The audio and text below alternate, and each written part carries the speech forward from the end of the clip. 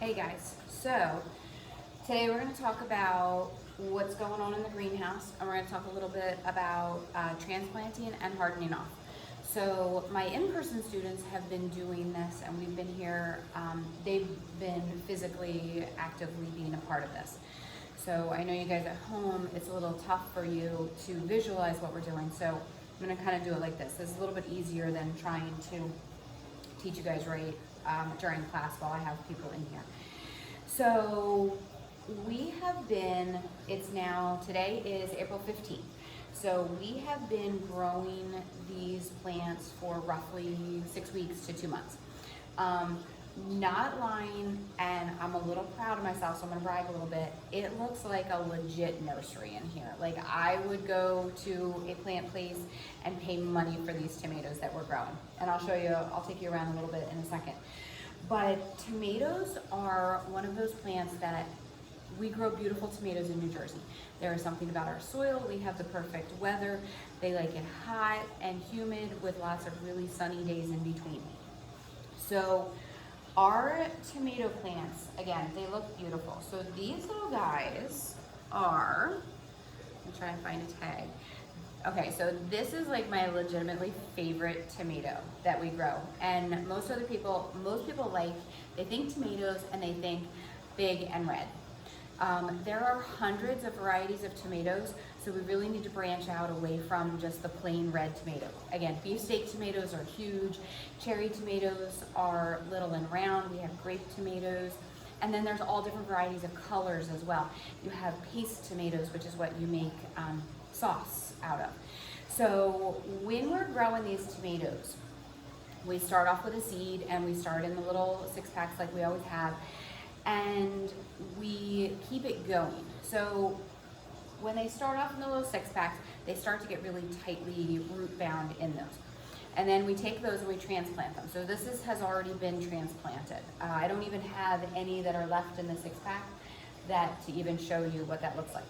But if you can see it, I don't know how close you can get, all up along the stem, they almost look like little hairs, and these are all roots. So when these are ready to go outside and when we're ready to plant them in the dirt, you can break these branches off and actually plant them all the way up to here. And what'll happen is it'll give it a really nice, strong root system because all of this now becomes roots. So when you do that, this plant is going to get huge. Everybody starts with tomatoes, and yeah, look at this little small tomato, we have plenty of room. And this tomato plant could potentially get 5 to 6 feet tall, and it could branch out easily 3 feet wide. So these guys get huge. So you only want to plant a few tomatoes because they do take up a lot of space. Now, before we even transplant outside, we have to talk about something called hardening off. And I know we've done a couple things with this, but hardening off is this really, really important step for all of these plants that are in this nice, happy greenhouse. Again, it's called a nursery for a reason.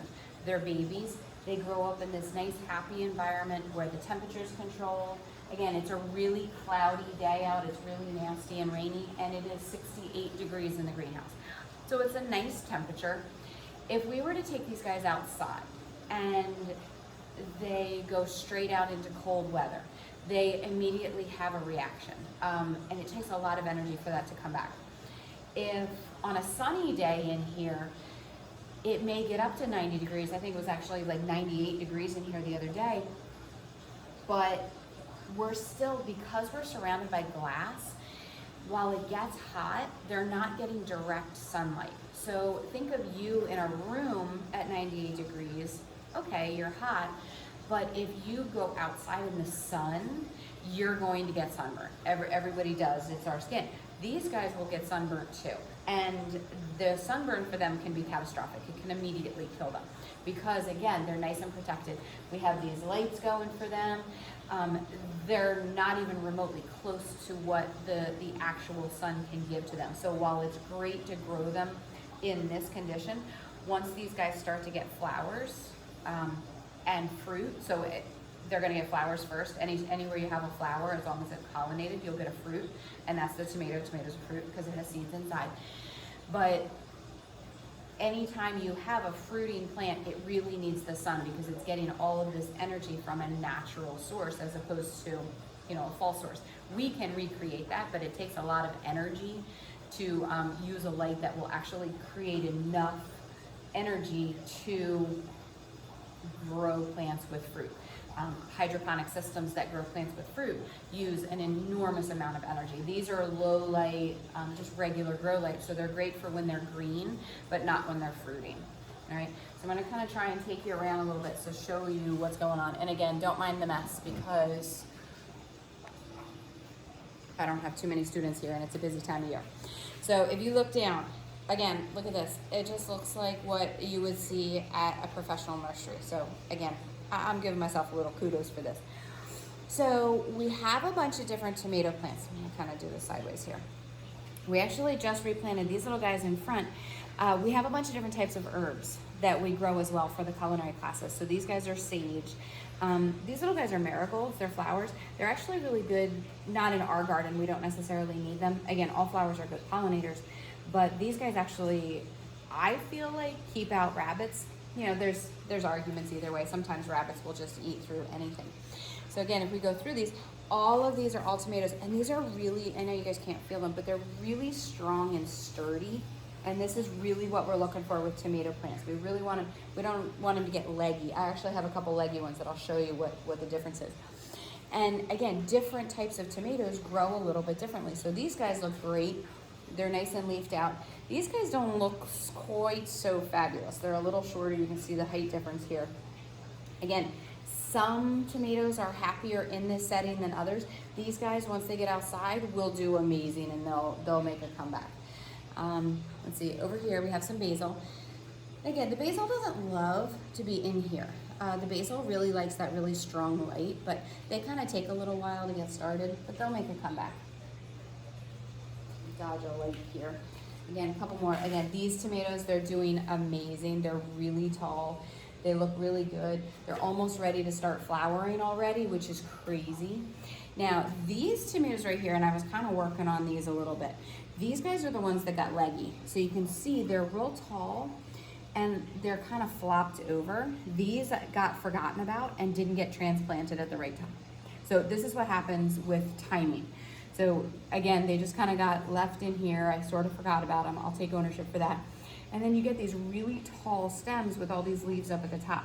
They'll be fine, they just don't look fine. So again, those are ones you could plant really deeply. Over here we have some peppers. And again, the peppers look really great. Peppers and tomatoes, they all kind of, they get planted at the same time. They're warm weather vegetables. These guys are jalapenos. We planted a couple different types of peppers. We come over here, there's a couple different types of peppers over here, and this is where the mess really starts to happen. There's some eggplants, some ground cherries. Again, you guys know that's one of my favorite fruits ever. And I'll bring you over here and I'll show you some hydroponics. So, you know, we've talked about our grow towers and we've talked about the hydroponics that we grow. We actually started, let me pan over here. We started this hydroponic system a couple weeks ago, and it's just doing amazing. This is what Swiss chard looks like. Again, we have this in the tower, so I know it grows really well. One of our teachers had one of those herb farms that you can buy online, and her mom basically got tired of having all of these herbs, so she kind of donated these plants to us, and they're super happy in here. So this is dill, there's some Thai basil. This basil we planted. There's some mint and some thyme. So there's a couple different things happening here. Again, if I pan up a little bit, this light, it's not on right now. This is a high sodium potassium bulb that's in this light. This is a super bulb. This is a super light. This we can grow anything under. I haven't even plugged it in this year because we haven't really needed it, because these guys don't really require too much in the way of energy, as opposed to, you know, some of these other guys, these tomatoes, which if we wanted to grow tomatoes indoors, we would use something like that light, but we don't necessarily really need it. So I think that's about it. So we're going to start hardening off the next couple of weeks.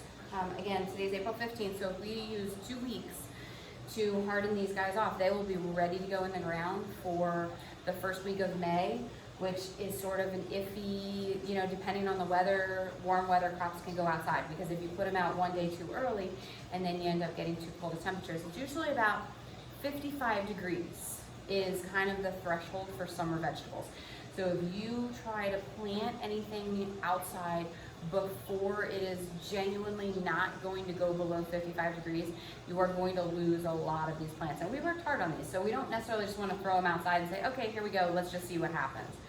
So we really want to kind of watch the weather a little bit. But we have this nice little microclimate in our gardens to where the building itself actually protects it from some of the weather, and it also tends to keep it a little bit warmer. So the soil warms up faster, the air warms up faster.